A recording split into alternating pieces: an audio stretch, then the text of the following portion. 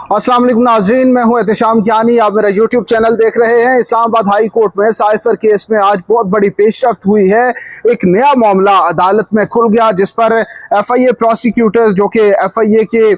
इस मुकदमे और इसकी ट्रायल कोर्ट से होने वाली सज़ा का दिफा करने के लिए कोर्ट में मौजूद थे, उन्हें उस नुक्ते से जान छुड़ाना पड़ी और पीछे हटे दूसरे एविडेंस की तरफ आए। उस पर जब उनको कोर्ट के सख्त सवालात का सामना हुआ, उससे पीछे हटे तीसरे पे आए और तीसरे पे भी वही सूरत हाल जारी रही। आज की समात बहुत गैर मामूली अहमियत की हामिल है। इस समात में क्या बड़ी डेवलपमेंट हुई है और FIA प्रोसिक्यूटर से क्या मुश्किल तरीन सवालात पूछे गए जिन पर वो कोर्ट का किसी सवाल का जवाब नहीं दे सके।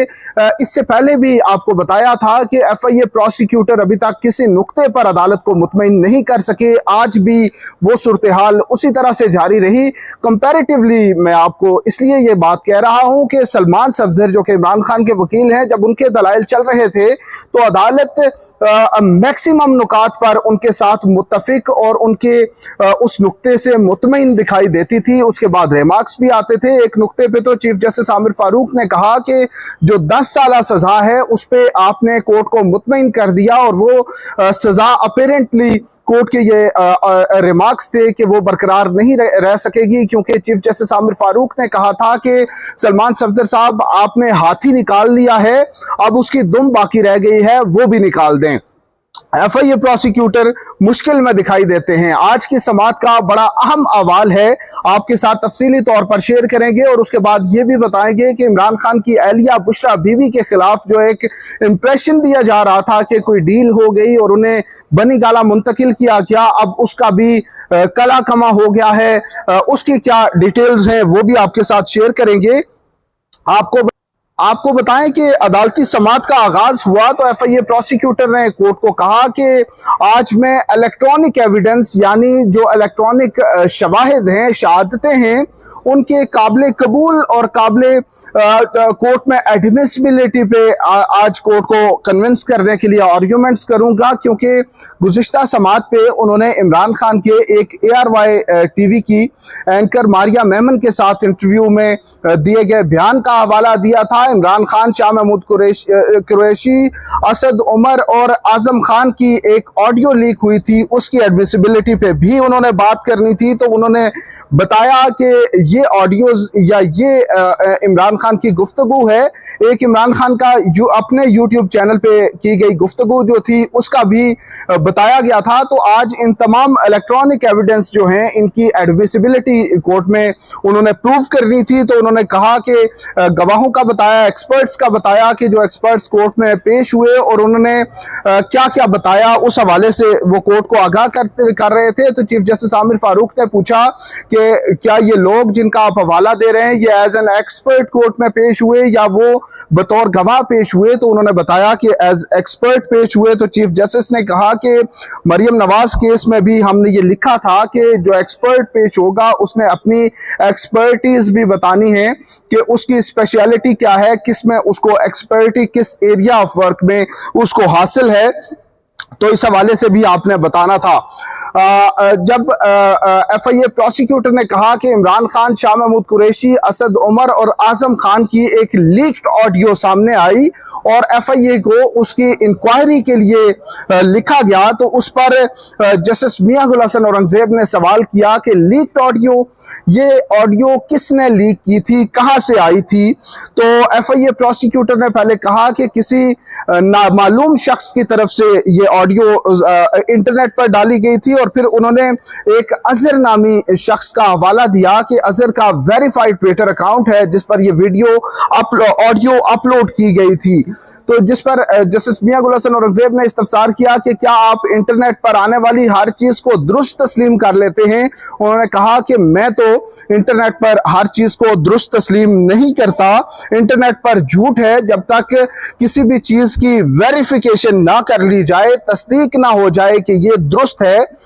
उसके बाद जस्टिस मियां गुल हसन औरंगजेब ने पूछा कि क्या आपने इंटरनेट पर आने वाली एक चीज पर उसको एज एन एविडेंस एक्सेप्ट करके 10-10 साल की सजा सुना दी, यानी इमरान खान साबिक वज़ीर आज़म और साबिक वज़ीर खारजा शाह महमूद कुरैशी को 10-10 साल कैद की सजा सुना दी गई।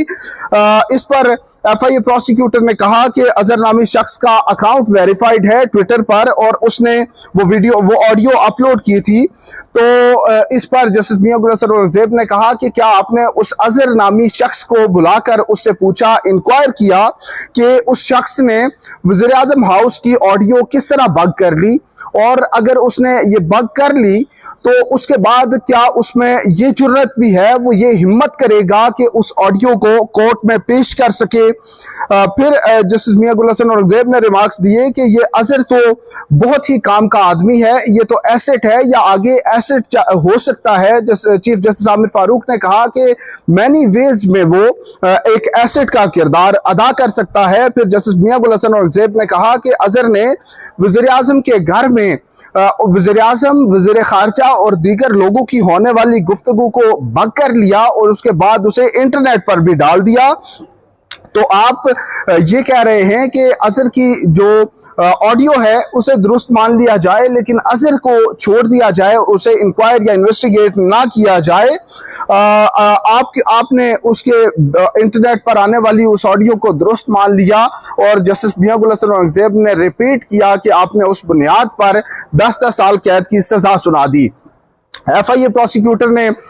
जब उनके पास इस पर अपेरेंटली कोई जवाब मौजूद नहीं था, क्योंकि ऑडियो लीक से मुतालिक जस्टिस बाबर सत्तार की कोर्ट में भी केस ज़ेर समाअत है और उस पर भी आपको पहले भी कहा कि हुकूमत या उसका कोई इदारा या उसका कोई डिपार्टमेंट जो है वो कोर्ट के साथ ताउन करने को तैयार नहीं है, किसी तरफ से भी कोर्ट को असिस्ट नहीं किया जा रहा बल्कि रेजिस्ट किया जा। तो FIA प्रोसिक्यूटर को जब लगा कि वो इस चीज को रिस्पॉन्ड नहीं कर सकते और जब ये मामला आगे बढ़ेगा तो उनको नुकसान होगा, उनका मौक़िफ़ जो है वो कमजोर पड़ेगा, तो उन्होंने कहा कि ये हमारा वाहिद एविडेंस नहीं है बल्कि हमारे पास और भी बड़े मजबूत एविडेंस मौजूद हैं, इसलिए इस पर अगर रिलाय नहीं करते तो फिर बाकी एविडेंस पर तो रिलाय किया जा सकता है। इसके बाद उन्होंने कहा कि 27 मार्च का जो जलसा था उसकी PTV के कैमरामैन, जिस कैमरामैन ने रिकॉर्डिंग की इमरान खान की गुफ्तगू की, उसका भी बयान मौजूद है और वो अपने बयान में कहता है कि इमरान खान ने अपनी जेब से साइफर निकाल कर लहराया।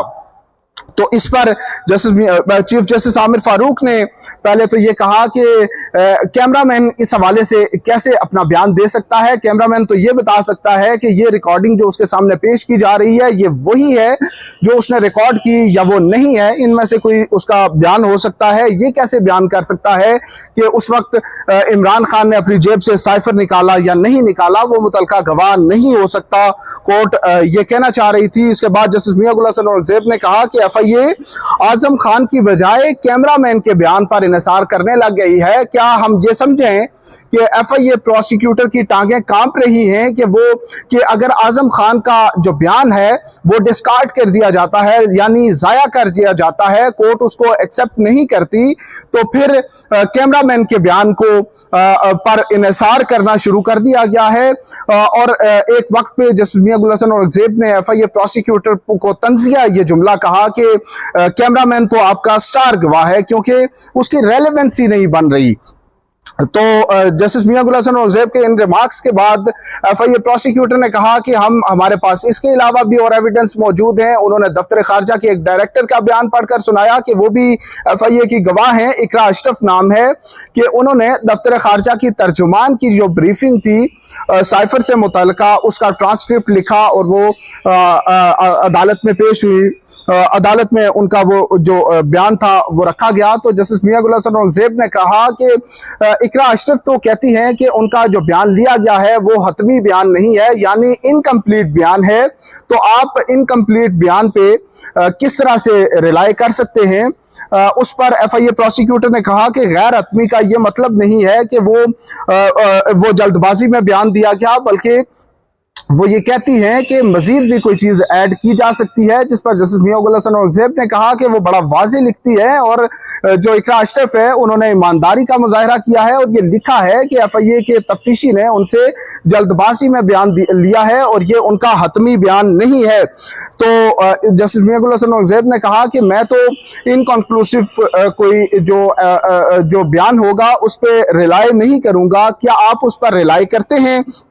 FIA प्रोसिक्यूटर ने कहा कि यह भी हमारा कोई वाहिद एविडेंस नहीं है, हमारे पास इसके अलावा भी और शवाहिद मौजूद हैं। जस्टिस मियां गुल हसन औरंगजेब ने एक बात की कि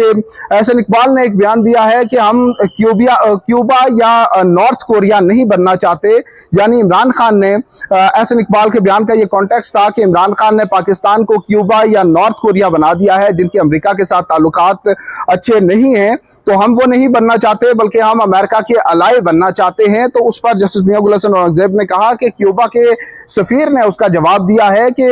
आप हमारा ये हाल कर रहे हैं। ये उस कॉन्टेक्स्ट में ही था कि जो प्रोसिक्यूशन का केस है कि इमरान खान ने ताल्लुकात फॉरेन कंट्री के साथ और स्पेसिफिकली अमेरिका के साथ खराब कर दिए,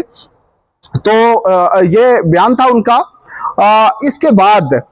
समाअत ख़त्म हुई, कल तक मुलतवी की गई, लेकिन साथ ही ये कहा गया FIA प्रोसिक्यूटर की तरफ से कि कल वो अपने दलाइल मुकम्मल करने की कोशिश करेंगे और अगर मुकम्मल नहीं होते तो कल अपने आर्ग्यूमेंट्स जो उन्होंने कोर्ट में देने हैं वो मुकम्मल करेंगे और बाकी जो कुछ बच जाएगा वो तहरीरी तौर पर अदालत में पेश कर